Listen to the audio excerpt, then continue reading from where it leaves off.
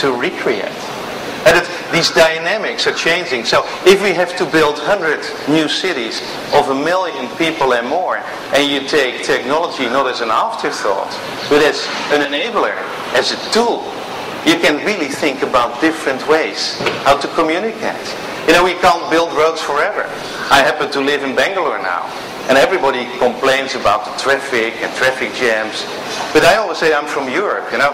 Whether I'm in Amsterdam, in London, in Paris, I'm used to traffic jams. Because these cities are not built for this massive transportation. But if we then design new cities, why shouldn't we think different? What can people do from home? What can people do from smart working centers?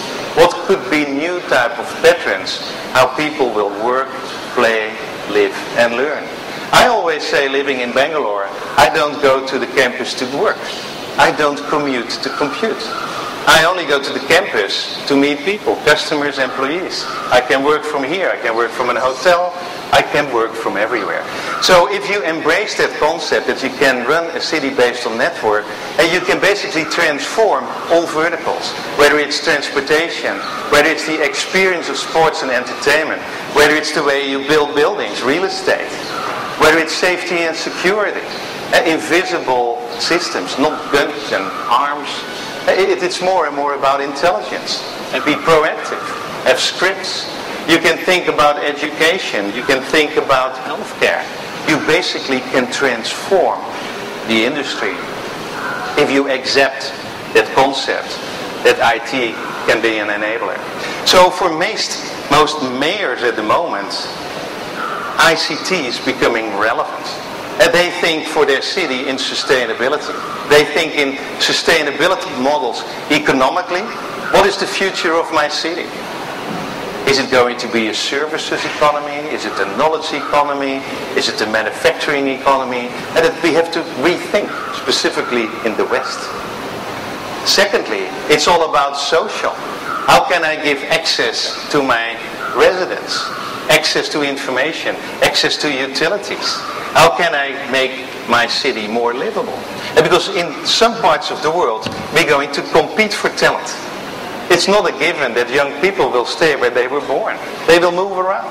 And when we had a downturn in the financial sector last year, 20,000 young professionals left London and went to the Middle East, to Mumbai as places. And people are much more mobile. And then last but not least, politically for this year, probably the biggest agenda is green. Environmental sustainability. If we have to build 100 new cities of 1 million people and more, how can we do that in an ergonomic, sensitive way? And so sustainability is not just green. Sustainability is economically, socially and environmentally. ICT, technology, can be a key enabler. And this is what really makes mayors tick. And because, you know, if you're a politician and you have only your job for 4 years, you have to deliver tangibles quickly. Otherwise you will not be re-elected. And so this is a slide, this is a case study that makes mayors tick. And they say, I get it. And because if you look at the sustainability, if you really embrace technology as an enabler, and you think about the Internet of Things, and you think about all the additional services you can generate, you talk about a GDP growth of 10%, sustainable. You talk about creation of new jobs and new industries, clean industries, knowledge industries. And you talk about at least an energy efficiency improvement of 30%. So which mayor doesn't want that? Everybody is competing. And so the last decade, countries were competing. States are competing. Like in India, the future is that cities are going to be competing.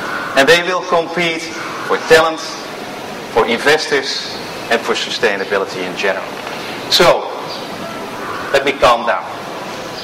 That's the business case. That is the driver. Let's now go back a little bit to technology. And if we talk about the Internet of Things, and if we talk about the industrialization of the Internet, I'm not talking here for Cisco. I'm talking for the industry.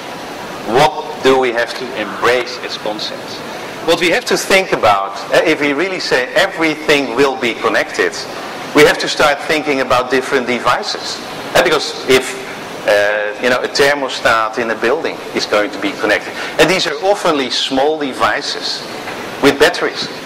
These are oftenly devices with very limited processing power. And these are frequently generating failures.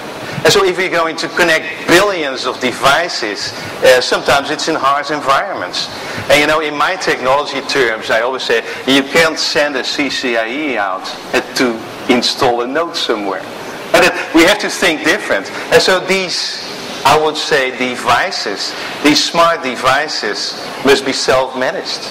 These devices have to use auto-discovery. And so it should be an industry initiative that we take, that we start looking at standardization, and that we start looking at education. So if you think with me on that Internet of Things, and we have that dialogue, and you say, what can we do together?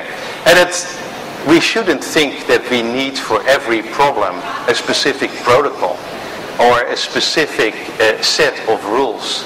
And we shouldn't reinvent the wheel. And we have learned a lot over the last 15 years with the Internet. Protocols like DHCP, like SNAP, they are scalable. They are open, wide chains.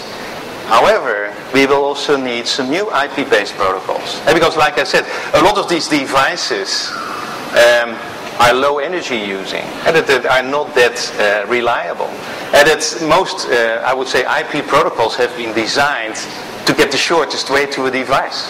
Perhaps the new protocol should be to get the most energy efficient way to these devices. It will need some re-engineering. But what is, I think, most important, that as engineers working in different industries, if we want to embrace this concept of the industrialization of the Internet and everything will be connected, we should preserve the fundamental openness of IP. We should preserve the ubiquitous of IP. So if you combine that we have to see that, I would say, and I've always been careful to say something about standards, but the consensus is that, you know, probably from a point of view, what it can do. And how it could generate, I would say, entire new business models and industry. And because that's what we talk about. We talk about the start of a new industry. The industrialization of the Internet. So one example, if you just look at building automation, and that if you look like a building like this, whatever building in Mumbai, in London, you at least have 7, 8 networks. And you have a network for telephony, of course for power, but also for physical safety and security. What if you could combine that to 1 or 2? The industry in building automation is extremely fragmented. Nobody has more than 7% market share. And that makes it too expensive to really make the investments. And so if we would embrace standardization and protocols, and the industry in building automation has more than 60 protocols. And haven't I heard that before? Is that not what we talked about 15 years ago? When we started in the business Internet? You know, we had all these discussions, we had AppleNet and DECnet and how many different... It's the same type of challenge we will have. If you talk now about smart grid, you will see the same. More than 200 protocols. So in IP, in the routing layer of the IP networks, we probably have to change some native IP routing protocols. And that is what these standard bodies are working on. However, in the meantime, we can work with gateways. And we can work with mediators. You will see gateways in energy management. It shouldn't stop us. We should think as an evolution. On the other side, if we build 100 new cities in the next decade, we can also think from a greenfield point of view and do it first time right. So at the moment, we're very engaged in a new city in Korea, in Incheon. It took 10 years to build it as a sustainable city. The next one in China, Meiji Lake, is probably going to take 7 years. And we have to also here in India think about these type of concepts. So, and the point I try to make is that technology can be a key enabler. The Internet of Things, standardization, industrialization of the Internet. We are talking about a minimum of $60 billion as an opportunity. If you think about what developers spend in technology, it's an